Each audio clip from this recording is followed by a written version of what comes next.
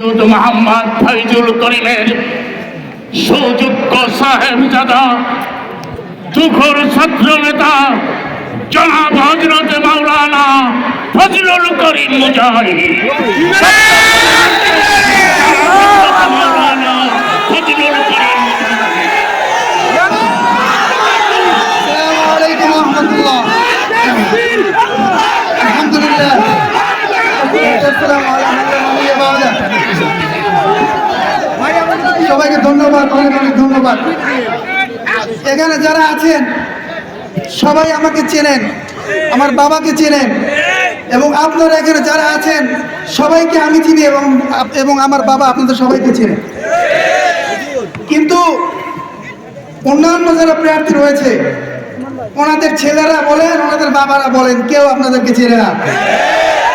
অতএব আপনাদেরকে বলবো, আপনারা যারা আগে কখনো কোনো এমপির কাছে কোনো আবেদন করতে পারেন নাই, এবার আপনারা পারবেন অবশ্যই ইনশাআল্লাহ।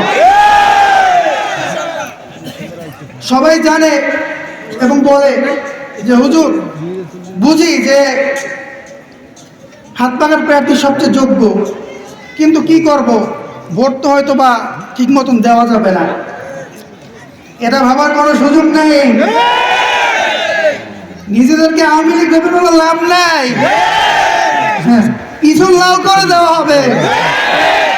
অতএব এই সুযোগে যারা ঘুম নষ্ট করছে যে না এখন আমরা একটু ঘুরে ফিরি, নির্বাচনের দিন যা করার হবে, এই সুযোগ নাই। ইনশাআল্লাহ আমরা বিপুল ভোটে জয় অর্জন করবো। কথা সেটা নয়, কথা হচ্ছে এইটা যে আমরা যখন বিজয় অর্জন করব তখন যেন আমাদের এই ইউনিয়ন সবার চেয়ে আগানো থাকে ভোটের দিকে। সমস্ত ইউনিয়নের মাধ্যমে যদি আমরা জিতি এবং আমাদের চরমা ইউনিয়ন পিছিয়ে থাকে তাহলে হাতপাখা জিতলে হয় না আমাদের জন্য লজ্জার বিষয়। অতএব এই চিন্তা করে আমাদের সবাই একজনের ভোটও যেন অন্যদিকে না পড়ে। সবাই কাছে আমি দোয়া চাই। আসসালামু আলাইকুম ওয়া রাহমাতুল্লাহ।